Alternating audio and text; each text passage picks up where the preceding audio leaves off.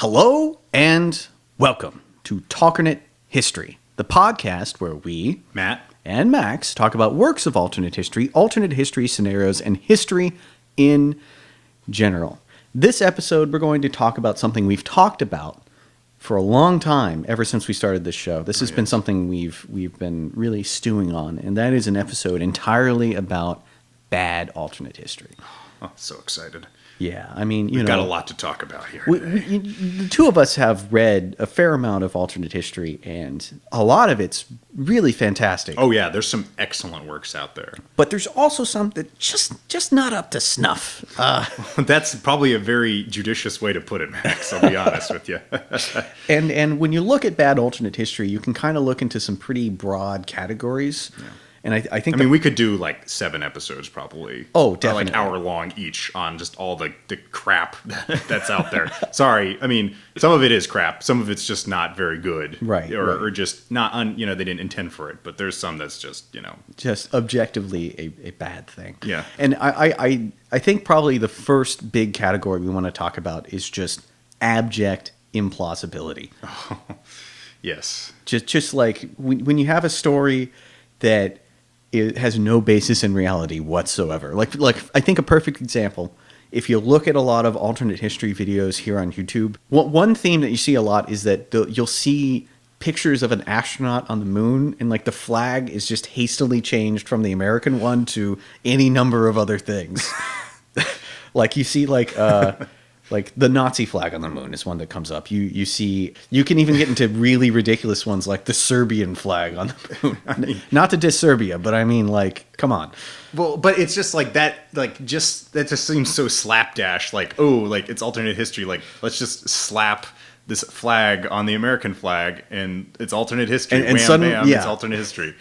Because that doesn't take into account all the things that we try and do here, which is when we're seriously talking about alternate history, is the realism of it matters. I mean, obviously you can't be entirely at all the time, but, trying for something that makes a little bit of sense. And some of this stuff just doesn't make sense. And part of that, I think, comes from the fact that there's a little bit too much crossover with sci-fi. And yeah. I'm not a huge sci-fi person. I think Max is a little like sci-fi a little bit more than I do. I like sci-fi a fair deal, but I think they're different realms. I think science fiction is interesting to like analyze things that you really can't analyze in normal literature. And I think with alternate history is very much rooted in our world. It's very much rooted in reality. In reality, yes. Mm-hmm. I think an attempt at realism is a cornerstone of alternate history. Yeah, and that's so, like, I'm just going to put it this way. No aliens. No aliens. Sorry, you're taking your lessons from the History Channel on this. But the point is that this is just, I have a big bone to pick in anyone where it's like, that is perfect science fiction. That is perfectly fine for science fiction. I have no problem if it's science fiction, but this is not alternate history. Because you've got to go off of what really happened and diverge from there and not say, oh, wait, the Battle of Waterloo would have been really interesting if the aliens came down and joined it. No, please stop. Like, this is a desperate plea for me on this, is that, could we just keep out of that? And I know we talked about Guns of the South. We started off simply because that was a really famous one. But, like, what happened if we shipped M60s back to the French Revolution? I mean, come on. Like, we gotta... What was the famous thing on Saturday Night Live back in I think it was the 70s, was what if Napoleon had a B-52 at Waterloo? That's right.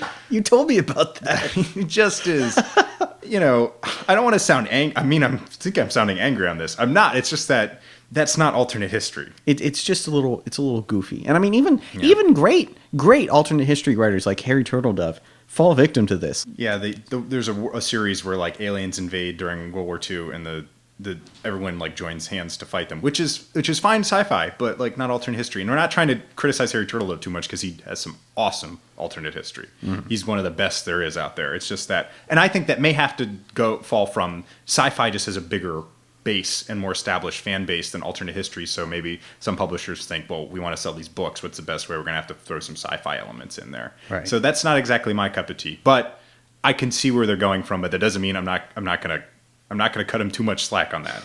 But and then also too, like a quick thing on this is like Sliders. I don't know if you guys have ever heard of that TV show. It's from the 90s. It's kind of was like a cult hit, and the whole thing is they're traveling between different dimensions and they go to different worlds, and each world the history is slightly different. The first two seasons pretty good, and they have some interesting ideas for alternate worlds, but they're like so implausible, some of them, and I understand they're trying to create differences that are clear for people to see, but at times it like really wears away at that. I think an offshoot of this science fiction thing is like the time travel genre of it. I mean, I like Guns of the South a lot. I think that's a good book, but I think that's an aberration. I think most time travel stories are not really alternate history anymore. They're telling their own story. Yeah, which is fine. Yeah. They're telling a story of like a fish out of water story, and they're using an interesting setting in the past to tell it. But it's not alternate history. Well, I mean, that's the whole thing. Like, one of the most famous alternate history works that got the genre started off was L. Sprague de Camp's Aristotle and the Gun, I think this is called. I have a book. It's an anthology where they reprinted it. And like some time traveler goes back and he shoots off a gun at someone right near Aristotle, and it like changes everything. But the point is that I appreciate the fact that it helped get the genre going, but I'm just not maybe just not as a huge sci-fi person. Maybe some of you will be really angry with that, but it just doesn't do that. That just doesn't do it for me. Like, I prefer a little bit more close to the bone sort of. Right, yeah, alternate history. Like GI Samurai, not really alternate history. The Final Countdown, Conquistador, Zipong, Drakon. Yeah, I mean, not alternate history. Not alternate history. Good. It may be good literature. I'm not trying to gauge it, but I don't know if this is the right field for it. But I think next we wanted to talk about another concept, which in some ways can become extremely implausible, and it's this whole idea about the great man in history, and they mishandle this concept. Right. I mean, let's be honest. There are figures in history that are extremely important, that influence things massively, that if it wasn't for them, things would have been totally different. Great example, Stalin. You know, if Stalin wasn't in charge of the Soviet Union, things would have been massively different. Radical today. changes. Radical changes. But you have to keep in mind that when the reason things are different is not because of the man himself. It's the man in the place, at the time, in the position to make these things happen. It's very much based on luck. So there's like so many stories where, let's say Napoleon is probably the best example. Napoleon is, he's the quintessential example here. Like, there's so many stories where like Napoleon moves to America, becomes president, and then becomes a dictator, and then conquers all Canada and Mexico. And it's just silly. In real life, if Napoleon grew up in America, guess what he would be?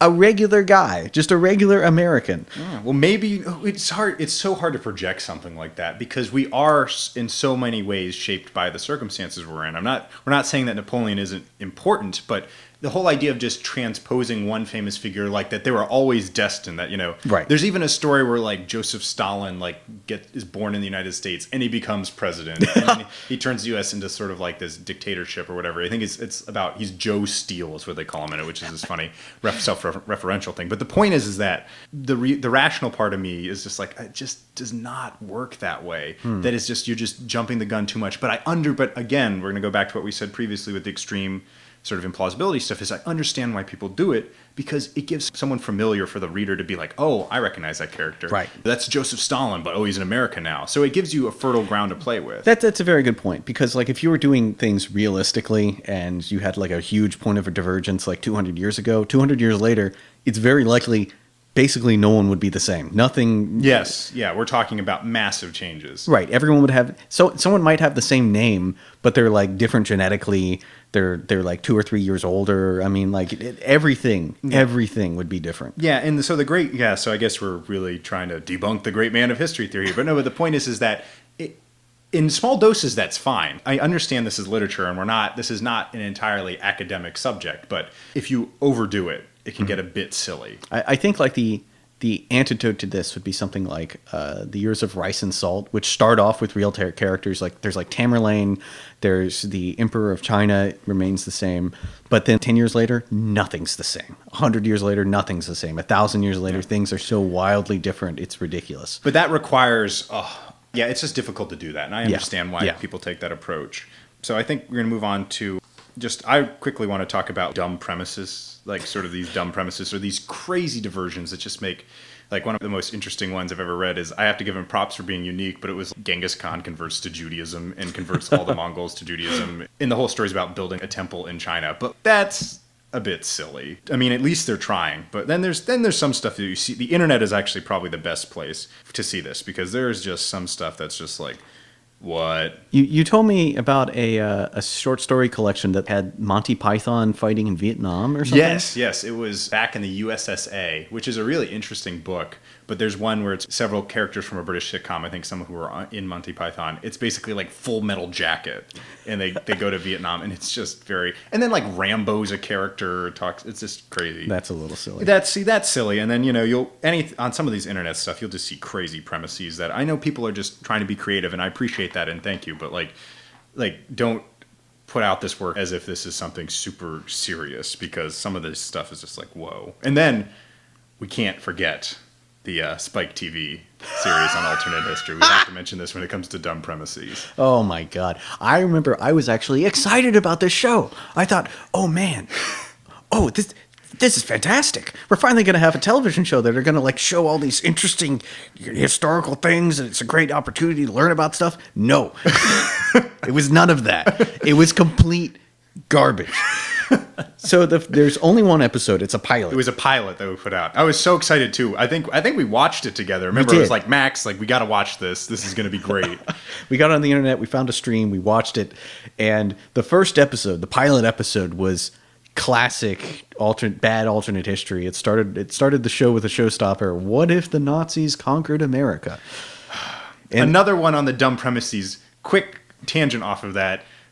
Okay. It's pretty hard to see the Germans winning World War II. We've talked about this in various episodes. Germans winning in some way, possibly. Germans winning and then conquering America. Please stop. Impossible. You've got to think about this for a second. I know it makes for an interesting place to work from. We're gonna, give props to Man in the High Castle. I'm so glad that it's been succeeding. I mean, Man in the High Castle is interesting speculative fiction because it's like juxtaposing these. It's an interesting work of speculative fiction, but it's not plausible at all. It's not plausible. It's completely implausible. But it is what most people would think alternate history is. So in that way, it gets a pass. I'm glad it's doing well. I'm glad it's successful. I'm glad to see more alternate history in like TV or movies and such like that. But so we're going back to that Spike TV show, right? So okay, this is the scenario they posit. All right, the Nazis develop a submarine that can fire ballistic missiles, right?